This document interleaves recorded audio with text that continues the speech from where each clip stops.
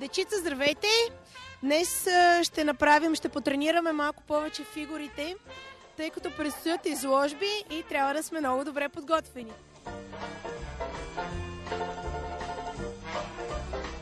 В днешното издание на Добро утро с БНТ2 ще ви запознаем с професията на хендлера. От сега ви казвам, че това е един чудесен начин за прекарване на свободното време, особено ако имате домашен любимец, например куче. Със сигурност тази дейност се учи в специализирани места, като курсове за хендлери. Точно такъв курс за хендлери гостуваме днес в Пловдив. Трябва да ви кажа, уважаеми зрители, че тук свършва абсолютно цялата информация, която знам за хендлерството въобще. Тук до мен днес е преподавателката в школата за хендлери в Пловдив, Анелия Шанкова. Здравейте! Какво означава хендлерство и изобщо правилно ли го произнасям? Да, правилно го произнасяте. Хендлерство означава водач на кучета или хендлер е човека, който представя кучета на изложба. Това е една много интересна, много забавна професия, защото това е професия. Истината е, че аз започнах да се занимавам от 8 годишна възраст с кучета и с това да представям животни на изложба. И до сега, вече 15 години, това е моето хоби, това е моята любов. И продължавам да го правя, а сега в момента и уча много деца на това нещо. Анелия Шанкова е най-титулуваният български водач на кучета по международните киноложки изложби. Школата за хендлери, първо да кажа, че тя е школа от 8 месеца, съвсем отскоро. Това е една безплатна дейност за всички деца, които са в Пловдивско киноложко дружество. И идеята възникна много спонтанно, тъй като доста членове имаме, млади членове в дружеството. Решихме да направим тази школа и да запалим още повече децата, защото това е невероятен контакт с кучетата. Това е нещо, на което децата могат да се научат да станат по-добри. Това да обичаш животните, това да се грижиш за животните, да се занимаваш с тях, да ги обучаваш, ги учи на възпитание, ги учи на доброта. Учи ги на това, че живото същество, без значение куче, котка или без значение какво е живото същество, то трябва да бъде уважавано и трябва да бъде обичано. И трябва да бъде възпитавано. Ето защо възникна тази идея за това да създадем това киноложко дружество, за това да създадем тази школа. Това са деца, 10 деца и малко повече. Тази бройка постоянно се увеличава, които с голяма любов и голямо желание започнаха да се занимават.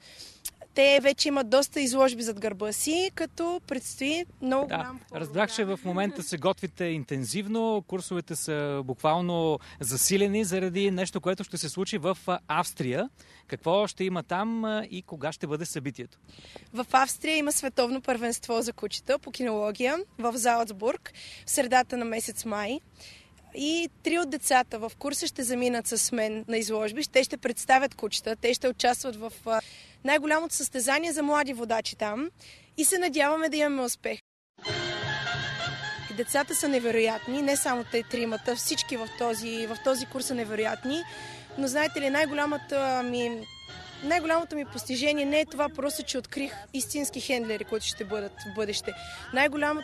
Най-големият ми успех е това, че тези 10 деца са невероятни. Те се влюбиха в животните все повече и повече се влюбват в тях. И истината е, че половината от тях дори си нямат кучета, но въпреки всичко обикалят цяла България и извън България и ходят на изложби, което означава, че те наистина са много запалени вече по това нещо. Надявам се тази любов да остане в тях. Със сигурност някои от тях ще станат много добри хендлери, ако продължават да тренират, ако продължават да се упражняват. Но без значение кой ще продължи по този път, аз съм щастлива, защото съм научила 10 деца на това да обичат животните. Казвам се Виктор. Отдавна ли се занимаваш с хендлерство? Всъщност да, от 7 годишен.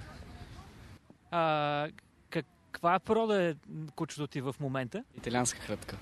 По-лесно ли се работи с него и въобще имаш ли си предпочитана порода? Не, с тях се работи изключително трудно, защото те се привикат само към стопанина си и то не към цялото семейство, само към един стопанин. Само него слушат и никой друг. Какво ти даде тази дейност?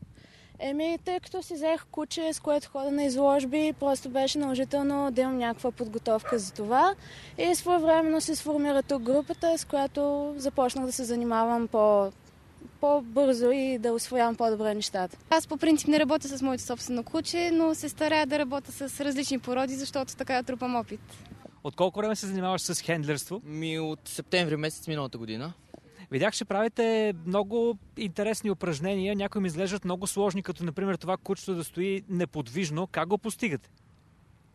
Работа с кучето просто и дали те слуша. А кучето, с което работиш, твое собствено ли е? И въобще можеш ли да работиш с чуждо куче? Това в момента е мое собствено. Иначе се учим да работим с всякакви породи и всякакви кучета. Това страхотно куче твое ли е? Не, за жалост. А ти имаш ли си домашен любимец? Имам самоед. Какво е онова, което си мислиш малко преди да излезете на арената? Олеле!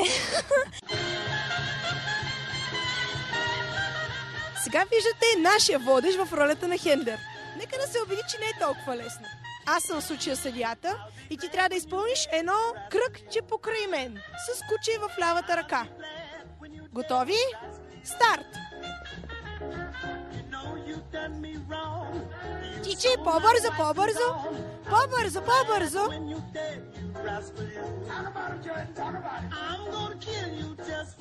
По-дълга крачка! Изправете гърба! Една основна грешка. Никога повода не се държи с двете ръце. Лесно не е да си хендлер. Изобщо не е лесно да си хендлер. Не съм предполагал, че човек може толкова да се измори само с 10 метра, а очевидно трябва много да се работи за самото куче. В този ред на мисли и аз да ти върна въпроса, как го постигаш този контрол над кучето? Този контрол на кучето е свързан с много сериозна работа и от страна на хендлера, и от страна на кучето. Така че това е процес, който е двустранен и който трябва да поработиш доста върху себе си първо. Мисля, че всеки ден правите веднага един режим като един спортист, всеки ден по половин час тренировка на ден и другия път като дойдеш ще си съвършения хендлер. Благодаря ти много за този първи урок.